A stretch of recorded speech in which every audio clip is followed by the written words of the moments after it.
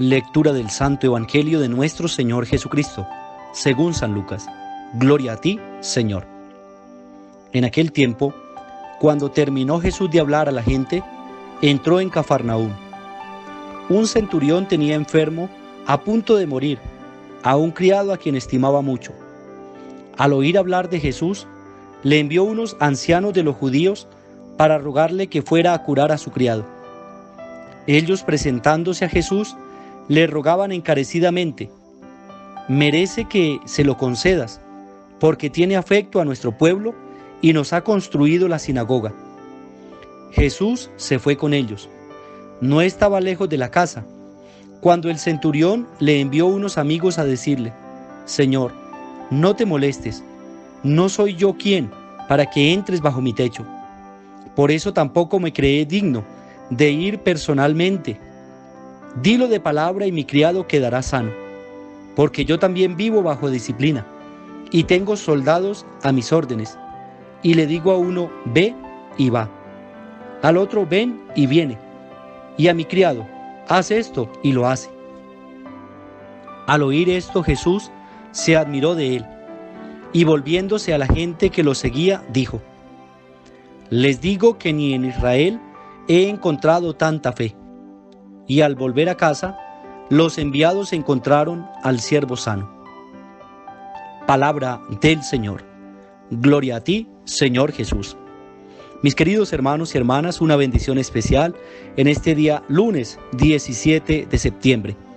Hoy la palabra de Dios la hemos reflexionado del Evangelio según San Lucas, en el capítulo 7, versículo 1 hasta el 10. Hoy nos habla acerca de la fe de un centurión, de un hombre que es pagano, de un hombre que no es del grupo de Jesús, o por lo menos no es de los judíos, pero es un hombre que había escuchado hablar de Jesús. Eso nos refiere Lucas. Dice: al oír hablar de Jesús, le envió unos ancianos de los judíos para rogarle que fuera a curar a su criado.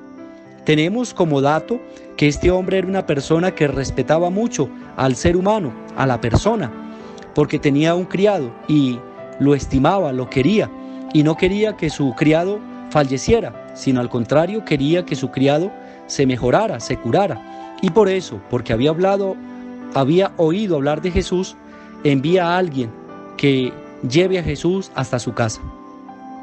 Y una vez que Jesús se pone en camino, cuando él lo ve, le dice al Señor: Señor, no soy digno de que entres en mi casa, pero una palabra tuya bastará para sanarlo. Señor, no soy digno de que entres en mi casa, pero una palabra tuya bastará para sanarlo. Estas palabras las recordamos también en la Eucaristía, antes de la comunión.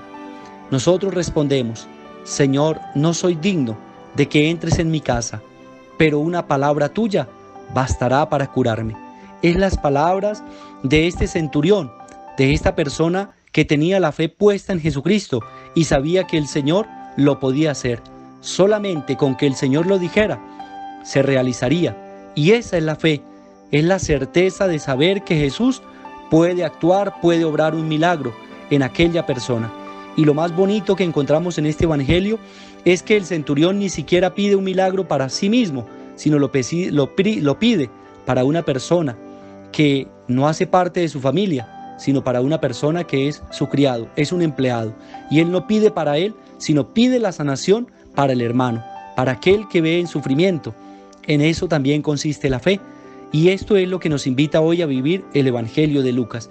Y dice la palabra de Dios: nada más con la fe que Jesús vio del centurión, él se admira y se vuelve hacia la gente para decirle: en todo Israel no he encontrado persona que tenga tanta fe. Por eso se cumplirá lo que él anhela, lo que él desea. Hoy podemos revisar nuestra fe. Hoy podemos ver si en realidad confiamos plenamente en que el Señor puede obrar en nuestra vida. Hoy podemos mirar si de verdad confiamos plenamente en el Señor, o a veces queremos que el Señor no solamente entre hasta nuestra casa, sino que se quede siempre con nosotros ahí. Lo bueno es que nosotros digamos: Señor, yo creo en tu palabra y sé que por medio de tu palabra realizas obras magníficas, porque tengo fe, y la fe es la certeza de que tú puedes obrar un milagro en nosotros. Revisemos nuestra vida de fe. revisemos nuestro compromiso con Dios y miremos si le estamos creyendo a su palabra y dejamos que la palabra de Dios actúe. Si tú le pides al Señor, deja que la palabra de Dios haga su obra. Deja que la palabra de Dios actúe en tu vida, en el ser querido, en aquella persona por la que estás orando. Rogamos a nuestro Padre del Cielo por todos nuestros hermanos enfermos, aquellos que están en clínicas, hospitales, también por nuestros hermanos encarcelados, por aquellos hermanos nuestros que nos siguen a través de estos mensajes que llegan por este medio de comunicación. Dios bendiga a sus familias, bendiga a los niños, jóvenes, adultos que están pasando por dificultades, por pruebas, por tribulaciones. Dios bendiga también a nuestros hermanos que hoy cumplen años y a aquellos que están pasando alegrías.